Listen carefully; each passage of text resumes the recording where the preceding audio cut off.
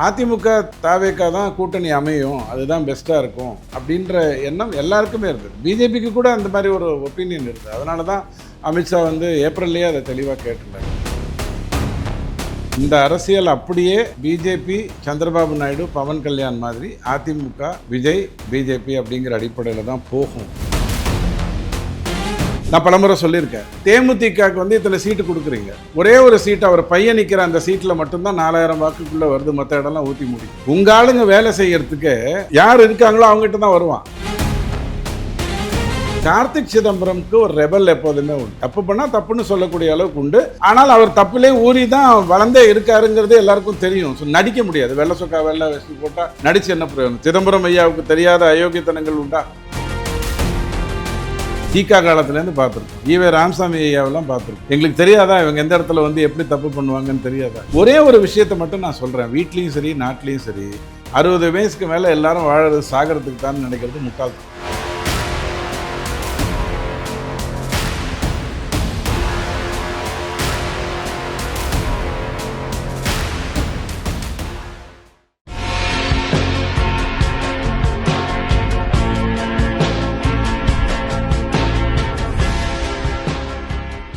தமிழ்நாடு பாஜக மாநில தலைவர் திரு நயினார் நாகேந்திரன் முன்னெடுக்கும் தமிழகம் தலை நிமிர தமிழனின் பயணம் வரும் 16ஆம் தேதி மாலை 5 மணிக்கு மின்ட் மணிக்கூண்டில் நடக்கும் மாநில பொதுக்கூட்டத்திற்கு அனைவரும் அலைக்கடலென திரண்டு வாரீர். அட்வொகேட் வி ரமேஷ், மாவட்ட பொதுச் செயலாளர், மத்திய சென்னை மேற்கு மாவட்ட பாஜக. பேசு தமிழா பேசி நேயர்களுக்கு வணக்கம். இன்று நம்முடன் இணைந்திருக்கும் சிறப்பு விருந்தினர் அரசியல் விமர்சகர் திரு டிடிஎஸ் ரவி அவர்கள். வணக்கம் சார். வணக்கம் சார். கரூர் சம்பவத்துக்கு பிறகு அதிமுக தாவேக்கான அந்த உறவு வந்து நட்பு அதிகரிச்சிருக்கிறது அப்படிங்கிற மாதிரி சொல்லப்படுது. தேவை அதிகரிச்சிருக்கு, தேவை புரிந்து கொள்ளப்பட்டிருக்கு அப்படிங்கிற அடிப்படையில் தான் நீங்கள் பார்க்கணும். இது வந்து நிர்பந்தம் இல்லை, திமுக ஏற்படுத்திய ஒன்று கூட இல்லை. இது இன்றைக்கி இல்லைன்னா ஜனவரியில் நடக்கும்னு நான் பலமுறை சொல்லிட்டு இருந்தேன். ஜனநாயகம் படம் ரிலீஸ் ஆகும்போது விஜயோடைய நிலையில் மாற்றம் வரும்னு சொன்னேன். ஏன்னா அந்த படம் ஓடக்கூடாது, டெஸ்பரேட்டாக ஓடக்கூடாதுங்கிறதுல ஒத்த காலில் நிற்பாங்க. குறிப்பாக உதயநிதி வந்து 600 கோடி 700 கோடி விஜய்கிட்ட போயிடக்கூடாதுங்கிறதுல ரொம்ப தெளிவாக இருப்பார் அப்படின்னு நான் சொன்னேன். ஆனால் அவசரப்பட்டு என்ன பண்ணிட்டாங்க, கொஞ்சம் முன்னாடியே அந்த தப்பை பண்ணிட்டாங்க, அல்லது ஒரு நடக்கும்போது ஒரு விபத்து நடந்ததை தவறாக பயன்படுத்திட்டாங்க அப்படிங்கிற அடிப்படையில் நான் போகிறேன். அதிமுக தாவேக்கா தான் கூட்டணி அமையும், அதுதான் பெஸ்ட்டாக இருக்கும் அப்படின்ற எண்ணம் எல்லாருக்குமே இருந்தது. பிஜேபிக்கு கூட அந்த மாதிரி ஒரு ஒப்பீனியன் இருந்தது. அதனால தான் அமித்ஷா வந்து ஏப்ரல்லையே அதை தெளிவாக கேட்டிருந்தார், உங்களுக்கு என்ன பண்ண போகிறீங்க அப்படிங்கிற அடிப்படையில் கேட்டார். தாவேக்கா வரப்போகிறதில்ல, ஒரு ரூட்டு வேறு மாதிரி போயிடுச்சுன்னு தெரிஞ்ச உடனே அதிமுக பிஜேபி அப்படிங்கிற ஒரு விஷயத்துக்குள்ளே வந்தது. இங்கே தேவையே இல்லாமல் திமுக வந்து விஜய்க்கு வந்து தன்னை புரிய வைத்து கொண்டதன் மூலமாக தேவையை அதிகரிச்சுட்ருக்கு. ஆனால் அவர் உடனே முடிவு எடுப்பாரான்னு கேட்டால் இன்னொரு 10 நாள் வெயிட் பண்ணுங்கள், அடுத்த மாநாடுக்கு வரப்போகிறாரு, அங்கே பேச போகிறாரு, அதை வைத்து புரிந்து கொள்ளுங்க. Okay sir. இப்போ நேற்று கூட நான் ஒரு செய்தி பார்த்தேன், இவர் பவன் கல்யாண் வந்து ஃபோன் பண்ணி விஜய்கிட்ட பேசினார், நீங்கள் இந்திய கூட்டணிக்கு வரணும் அப்படின்னு. இதுக்கு ஒரு 2 நாளைக்கு முன்னாடி வந்து எடப்பாடி பழனிசாமி அவர்கள் விஜய்கிட்ட பேசினார் அப்படிங்கிற மாதிரியும் சொல்லப்படுது. ஸோ விஜய் வந்து ஒரு மெயின் சென்டராக வச்சு தமிழ்நாடு பாலிடிக்ஸ் இயங்க போகுது அப்படிங்கிற மாதிரி சொல்கிறாங்க. அது எப்படி நீங்கள் ஒரு வருஷம் முன்னாடி அப்போல்லாம் தந்தி டிவி மற்றதுலலாம் என்ன கொஞ்சம் ரெகுலராக கூப்பிட்டுட்டு இருப்பாங்க. இப்போ ஏதோ செந்தில் வேலெல்லாம் கையில் பிடிச்சிட்டு இருக்கிறதுனால கொஞ்சம் கஷ்டப்படுறாங்க. அதில் நான் தெளிவாக சொன்னேன், இந்த அரசியல் அப்படியே பிஜேபி, சந்திரபாபு நாயுடு, பவன் கல்யாண் மாதிரி அதிமுக, விஜய், பிஜேபி அப்படிங்கிற அடிப்படையில் தான் போகும், இப்படித்தான் போகணும் அப்படின்னு நான் சொன்னேன். ஏன்னா விஜய்க்கு எதிர்காலம் இருக்குது, எடப்பாடியிடம் மிகப்பெரிய கட்சி இருக்குது, பிஜேபிக்கு நல்ல கையில் ஒரு மாநிலம் இருந்தால் போகும். அப்படி தான் ஒடிசாவை விட்டு வச்சுருந்தது, அப்படி தான் நிதிஷ்குமாருக்கு இன்றைக்கும் முதலமைச்சர் பதவியை கொடுத்துட்டு இருக்குது. மகாராஷ்டிராவில் இன்றைக்கும் சிவசேனாவை பார்த்துட்ருக்கு. எங்கே காங்கிரஸோட நேரடி மோதல் இருக்கோ அந்த இடத்துல மட்டும் பிஜேபியோடைய ஆட்சி நீங்கள் வர்றதை பார்த்துருப்பீங்க. காஷ்மீர்லேயும் அதே மாதிரியே ஒமர் அப்துல்லா ஓரளவுக்கு நார்மல் ஆகிட்டார், முன்ன மாதிரி இல்லை அப்படின்னு தெரிஞ்ச உடனே அதை அப்படியே விட்டுட்டோம். இதுதான் அடிப்படை கதை. ஸோ பவன் கல்யாணுடைய அடிப்படையில் தான் விஜய் வரணும் அப்படிங்கிறத நான் தெளிவாக சொன்னேன். பவன் கல்யாண் கொஞ்சம் லவுடாக பேசக்கூடியவர், விஜய் அவ்வளோ லவுடாக பேசக்கூடியவர் இல்லை. ஆனால் ஃபேன் ஃபாலோயிங் 2 பேருக்குமே ஒரே மாதிரியே இருந்ததுங்கிறதுல மாற்று கருத்து இல்லை. பவன் கல்யாணுக்கு அட்லீஸ்ட் சிரஞ்சீவி அப்படி இப்படின்ற ஒரு லெசன் இருந்தது. லெசன் இருந்தாலும் அவர் ஆரம்பத்தில் தப்பு பண்ணார். 2014 வரைக்கும் பவன் கல்யாண் பண்ணது எதுவும் கரெக்டாக வரல. அப்போ அதுலேருந்து நீங்கள் திருந்தி அதுலேருந்து அடுத்ததுக்கு வரணும் இல்லையா? கூட்டணி தான் பெஸ்ட்டுன்னு ஒரு முடிவுக்கு வர்றாரு, கூட்டணியில் இருக்கிறவங்களை விமர்சித்து பிரயோஜனம் இல்லைன்னு வர்றாரு. 2014 தன்னை நிர்பந்திச்சுக்கிட்டு சந்திரபாபு நாயுடு கிட்ட வந்தாலும் அது எடுபடாமல் போயிடுது. அதற்கப்புறம் இந்த 25க்குள்ளே ஒவ்வொரு ஸ்டெப்பாக எடுத்து வைக்கிறார். 2014 19. ஸோ அவர் ஒரு நிலை இல்லாமல் ஒரு பொசிஷன் இருந்தது. அவர் தனக்குன்னு ஒரு மரியாதை இருக்குங்கிறது எல்லாருக்கும் தெரியும். அவருடைய முதல் பேட்டி நீங்கள் தமிழில் கொடுக்கும் பொழுது பார்த்துருந்தீங்கன்னா உங்களுக்கு தெரியும். அவர் வந்து என்னுடைய உயரம் எனக்கு தெரியும், நான் எங்கே வரைக்கும் போக முடியும்னு எனக்கு தெரியும்னு சொன்னார். அதை தான் விஜய் ஓப்பனாக பேசக்கூடியவராக இல்லாதனால அவர் அதிகம் சொல்லலை. ஸோ இப்படி தான் அமையுங்கிறத நான் தொடர்ந்து என்னுடைய விவாதத்தில் நான் சொல்லியிருக்கேன். ஏன்னா பவன் கல்யாண அரசியலை நான் கூர்ந்து கவனிச்சிருக்கேன். நான் ஆந்திராவில் 2014 நிறைய பயணிச்சிருக்கேன். எனக்கு தெரியும் இப்படி தான் போகும் அப்படின்னு. பட் விஜய் ஒரு சங்கோஜி, கொஞ்சம் பொறுமையாக பேசுவார், தனிமையை விரும்புவார். அப்படிங்கிற அடிப்படையெல்லாம் பல காரணங்கள் இந்த லேட் ஆனதுக்கு. இப்போ கூட அவர் வந்து அதிமுகவோடையும் பிஜேபியோடையும் ஒரு கூட்டணி அமைக்கிறார், அல்லது பிஜேபி அந்த கூட்டணியில் இருக்குங்க, அதை பற்றி எனக்கு தெரியாது, தனியரசு சொன்னார். அந்த மாதிரி நான் அதிமுகவோட தான் கூட்டணி வைத்திருக்கேன், பிஜேபியும் அங்கே இருக்கிறது அப்படின்னு கூட நீங்கள் பேசுங்க. இப்போ அதனால் ஒன்றும் இல்லை. 18 மாநிலத்தில் பிஜேபி தான் இருக்குது, 3 தேர்தலாக பிஜேபி தான் ஆண்டு கொண்டிருக்கு. உங்களுக்கு சூரிய வெளிச்சம் காலையில் 6 மணிக்கு வரும், கதவை திறந்தீங்கன்னா திறந்துக்கோங்க பார்த்துக்கோங்கன்ட்டு விட்டு போயிடலாம். ஆனால் இந்த கூட்டணியினால் ஒரு லாபம் என்ன வரும்னா, யார் முடிவு எடுக்கலாம் அப்படின்னு சொன்னால் 2 விஷயம்தான். 130 சீட்டு 2006 எப்படி கருணாநிதி ஐயா வந்து 130 சீட்டில் நின்று நிறைய பேரை உள்ளே சேர்த்துக்கிட்டு அதிமுகவை எதிர்க்கணும்னா வேறு வழி இல்லைன்னு சொல்லி ஒரு ஸ்டெப் எடுத்தாரோ, அந்த மாதிரியான ஸ்டெப்பை எடப்பாடி ஐயா எடு. 30லேருந்து 35 சீட்டு எனக்கு போகிறோம், நான் எனக்கு 234 தொகுதிக்கும் இந்த கூட்டணிக்கு என்னுடைய வாக்குகள் போகத்தான் செய்யும், ஆனால் நான் 30ல் மட்டும் கான்சென்ட்ரேட் பண்ணுறேங்கிறத அவர் புரிஞ்சுக்கிட்டாருன்னா நல்லது. இன்னும் ஒரு விஷயம் சொல்கிறேன், நான் பலமுறை சொல்லியிருக்கேன். தேமுதிகவுக்கு வந்து இத்தனை சீட்டு கொடுக்குறீங்க, ஒரே ஒரு சீட்டு அவர் பையன் நிற்கிற அந்த சீட்டில் மட்டும்தான் 4000 வாக்குக்குள்ளே வருது, மற்ற இடம்லாம் ஊற்றி முடிக்குது. ஏன்? உங்கள் ஆளுங்க வேலை செய்யறதுக்கு யார் இருக்காங்களோ அவங்ககிட்ட தான் வருவான். தலைவர் எங்கே இருக்கானோ அந்த இடத்துக்கு தான் வருவான். சௌமியா மேடத்துக்கும் அப்படி தான் ஆச்சு. பாமகவில் இத்தனை சீட்டு கொடுத்தாங்க, எல்லா இடத்துலையும் வாக்குகள் வெவ்வேறு விதமாக வந்தது. சௌமியா மேடம் நின்றதில் மட்டும் மார்ஜின் கம்மியாக இருந்தது. ஏன்னா எல்லாரும் அங்கே தான் வேலை செய்ய வருவாங்க. அப்போ நீங்கள் ஒரு 30 சீட்டு வச்சுக்கிட்டிங்கன்னா 234லேயும் உங்கள் ரசிகர்கள் வாக்கு கொடுத்தாலும் உங்கள் தொண்டர்கள் அந்த 30 சீட்டில் தான் வேலை செய்வாங்க. அதில் வேலை செஞ்சால் தான் நீங்கள் ஜெயிக்க முடியும். இல்லைனா ரிஷிவந்தியை மட்டும் பார்த்துட்டு மற்ற இடத்துலலாம் ஊற்றி மூடின மாதிரி ஆகிடும், விஜயகாந்த் பொசிஷன் ஆகிடும். சரி, இதெல்லாம் விஜய்க்கு புரிய வருங்கிறது என்னோட அபிப்பிராயம். ஓகே சார், இப்போ தமிழ்நாட்டில் இருக்கக்கூடிய கட்சிகள், குறிப்பாக திமுக கூட்டணியில் இருக்கக்கூடிய கட்சிகள், இங்கே நடக்கிற பிரச்சனைகள் ஒரு பிரச்சனையே இல்லை அப்படின்னு அந்த விஷயங்களை வந்து அப்படியே மடமாட்டுக்கிட்டு இருக்காங்க. அதில் முக்கியமாக தமிழக வாழ்வுரிமை கட்சி, அந்த கட்சியினுடைய தலைவராக இருக்கக்கூடிய திரு வேல்முருகன் அவர்கள் பிக் பாஸ் நிகழ்ச்சியை தடை பண்ணணும், தமிழர்களுடைய கலாச்சாரத்தை கெடுக்குது அப்படிங்கிற மாதிரி இப்போ ஒரு இதை போட்டிருக்காரு. ஏன்னா தமிழ்நாட்டில் என்ன பிரச்சனை போய்கிட்டு இருக்குன்னு நம்ம எல்லாருக்குமே தெரியும். அப்படி இருக்கும் பொழுது இதை பேசினா இது ஒரு மடைமாற்றம் ஆகும் அப்படின்னு அவர் நினைக்கிறாரா சார்? இல்லை, 2 விஷயம் எடுத்துப்போம். இவ்வளவு நாள் விஜய் டிவிங்கிறது ஒரு கிறித்துவ கேரளா தொலைக்காட்சியாக இருந்தது. அதனால் அவர் எதுவும் அதை பற்றிலாம் பேசலை. இதுக்கு முன்னாடி பிக் பாஸ் வந்ததெல்லாம் பற்றி அவருக்கு தெரிஞ்சுக்கல.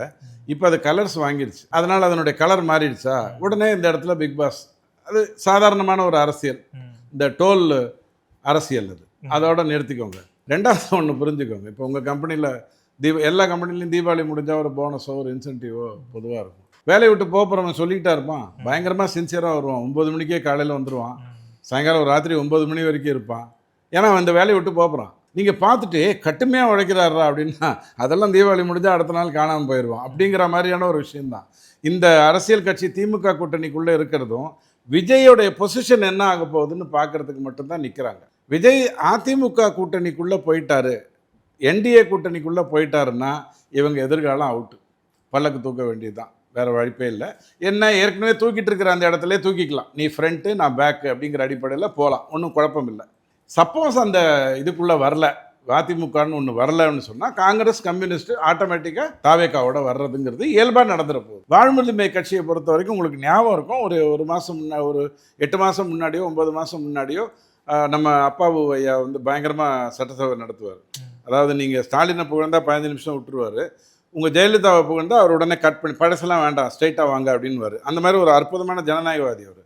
அவர்கிட்ட ஏற்கனவே பிரச்சனை நடந்தது, அதுக்கப்புறம் அப்படியே அது மடைமாற்றப்பட்டது. என்ன கொடுத்தாங்களோ என்ன வாங்கினாங்களோ தெரியாது, நான் சொல்கிறது பதவியே தான். அப்போது வாழ்வுரிமை அப்படியே ஆஃப் ஆகிட்டாங்க.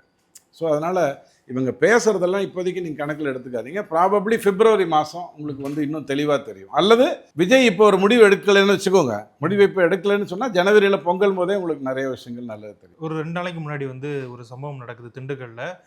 பெரியசாமி ஐயா அவர்கள் சொல்கிறாரு, காங்கிரஸ் கட்சிக்காரங்க பணக்காரங்களுடைய கல்யாணத்துக்கு தான், செல்வந்தர்களுடைய கல்யாணத்துக்கு தான் வருவாங்க, நாங்கள் எல்லா நிகழ்ச்சிகளையும் கலந்துக்குவோம் அப்படின்னு. இது மாதிரியான ஒரு கருத்தை திமுகவை சேர்ந்த முக்கிய தலைவர்கள் சொன்னா எப்பவுமே காங்கிரஸ் வந்து கடந்து போயிருவாங்க. அதை பத்தி எதுக்குங்க அது எங்க கூட்டணிக்குள்ள அப்படின்னு. ஆனா இந்த விஷயத்த வந்து நிறைய பேர் எடுத்து பேசியிருந்தாங்க. குறிப்பா கார்த்தி சிதம்பரம்லாம் இதை வந்து அவருடைய ட்விட்டர் பக்கத்திலேயே இது வந்து எங்களை அவமதிக்கும் வகையில் இருக்குது அப்படிங்கிற மாதிரிலாம் போட்டிருந்தாரு. அவங்க வந்து இந்த கூட்டில இருந்து வெளியேறதுக்கான வாய்ப்புகள் இருக்கு நீங்க நினைக்கிறீங்க? இதுக்கு அதுக்கு சம்மந்தம். இப்போ அழகிரி சொன்னதை விட்டீங்க, அப்புறம் அவர் கோவம் வந்துடும். அவரும் பாவம் கஷ்டப்பட்டு ஒரு கருத்தை அதில் தெரிவிச்சிருந்தாரு. நீங்கள் இதெல்லாம் காங்கிரஸில் கோஷ்டிக்கெல்லாம் கரெக்டாக மரியாதை கொடுக்கணும். நீங்கள் மிஸ் ஆயிடுச்சு, பரவாயில்ல. இதெல்லாம் பாசிங் கமெண்ட். திண்டுக்கல் பெரியசாமி என்ன திருக்குறளையா சொன்னார் உங்கள் பேரையும் என் பேரையும் விட்டுறதுக்கு? அவர் ஏதோ போகிற போக்கில் எதையோ சொன்னார், சோடா குடிச்சிருப்பார், சாப்பாடு சாப்பிட்டுப்பார், கிளம்பி போயிருப்பார். அதை போய் சீரியஸாக எடுத்துகிட்டு பேசணுங்கிற அவசியம் இல்லை. கார்த்திக் சிதம்பரம்க்கு ஒரு ரெபல் எப்போதுமே உண்டு, ரெபல் தாட் எப்போதுமே உண்டு. தப்பு பண்ணால் தப்புன்னு சொல்லக்கூடிய அளவுக்கு உண்டு. ஆனால் அவர் தப்புலே ஊறி தான் வளர்ந்தே இருக்காருங்கிறது எல்லாருக்கும் தெரியும். ஸோ நடிக்க முடியாது. வெள்ளை சொக்கா வெள்ளை வெஸ்டி போட்டால் நடித்து என்ன பிரயோஜனம்? சிதம்பரம் ஐயாவுக்கு தெரியாத அயோக்கியத்தனங்கள் உண்டா?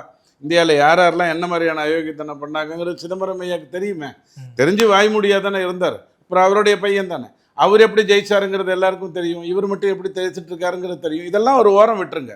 திமுக கூட்டணிக்கும் காங்கிரஸ் வந்து விஜய் கிட்ட போகிறதுக்கும் இதுக்கு எதுவுமே சம்பந்தம் இல்லை. இது ஒரு பாசிங் கமெண்ட். அதை பேசிட்டாங்க, வாட்டர் வெட்டஸ் முடிஞ்சு போச்சு. ராகுல் காந்தி பேசுறதையே பொறுத்துக்கிட்டு காங்கிரஸில் எத்தனையோ பேர் இருக்காங்க. இவர் பேசுறதையா பெருசாக எடுத்துக்க போகிறாங்க? ஆனால் ராஜீவ்காந்தியை கொண்டவனோட கட்டிப்பிடிச்ச போது கூட அவங்க பெருசாக எதிர்ப்பு தெரிவிக்கலையே. காமராஜ் ஆட்சி தான் இப்போ திமுக கொடுத்துட்டு இருக்குன்னு வெக்கமான சூடு சொரணை இல்லாமல் ஒருத்தர் சொல்லும்போது அவங்களுக்கெல்லாம் கோபமே வரலையே. என்னைக்கு ஊழலுக்கும் காமராஜுக்கும் சம்பந்தம் இருந்திருக்கு? இருந்ததே இல்லையே. ஸோ இதெல்லாம் ஒரு ஓரம் விட்டுருங்க. பட் விஜய் அதிமுக கூட்டணியை விரும்பலை அப்படிங்கிறதுக்கான சமிஞ்சை தெரிஞ்சிருச்சுன்னு சொன்னால் காங்கிரஸும் கம்யூனிஸ்டும் இப்போ சும்மா விடாது. என்னை பொறுத்த வரைக்கும் நான் ஸ்டாலினாக இருந்தால், ஸ்டாலின் ஜெயலலிதாவாக வேண்டும் என்று சொன்னால் அவர் வந்து இதைத்தான் பண்ணணும். அனுப்பிச்சி விட்டுட்டு இவர் ஒரு 190 சீட்டில் நிற்கணும். எப்படியும் 3வது இடம் தான், அதில் ஒன்றும் மாற்று கருத்து இல்லை. ஆனால் குறைந்தபட்சம் இந்த வாக்குகள் வந்து அங்கே போகாமல் இந்த இடத்துல வர்றதுக்கு ஏதாவது வாய்ப்புகள் இருக்கான்னு பார்க்கணும். 20% பூத் ஸ்லிப்பில் டிக் பண்ணிக்கிட்டு அவங்களுக்கு 20,000 கொடுத்து வாக்கு வாங்குற வேலையெல்லாம் செந்தில் பாலாஜி சும்மா தான் இருக்கார். இப்போ அமைச்சர் வேலையில் அவர்கிட்ட விட்டால் அவர் எல்லாம் 234 தொகுதியிலையும் கரெக்டாக பண்ணிடுவார். ஆனால் அதை வைத்து கொண்டு பெருசாக சாதிக்க முடியாது என்னை பொறுத்த வரைக்கும். இல்லை 3வது இடம்னு சொல்கிறீங்க, அந்த அளவுக்கு சரிஞ்சிருவாங்கன்னு நினைக்கிறீங்க? விஜய் தானேங்க சொன்னார் எனக்கும் திமுகவுக்கு தான் போட்டி அப்படின்னாரு. அவர் தானே சொன்னார். அது 2வது இடத்துக்கு தானே. இல்லை ஆளுங்கட்சிக்கு அவர் சொன்னார் சார். அப்படியா? எனக்கு புரியல. இப்போ புரிஞ்சிருப்பார்ல. கரூரை பொறுத்தவரை நாங்களாம் 60 வருஷம் திமுகவை பார்த்துருக்கோம். தீகா காலத்துலேருந்து பார்த்துருக்கோம். ஈவே ராமசாமி ஐயாவெல்லாம் பார்த்துருக்கோம். எங்களுக்கு தெரியாதா இவங்க எந்த இடத்துல வந்து எப்படி தப்பு பண்ணுவாங்கன்னு தெரியாதா?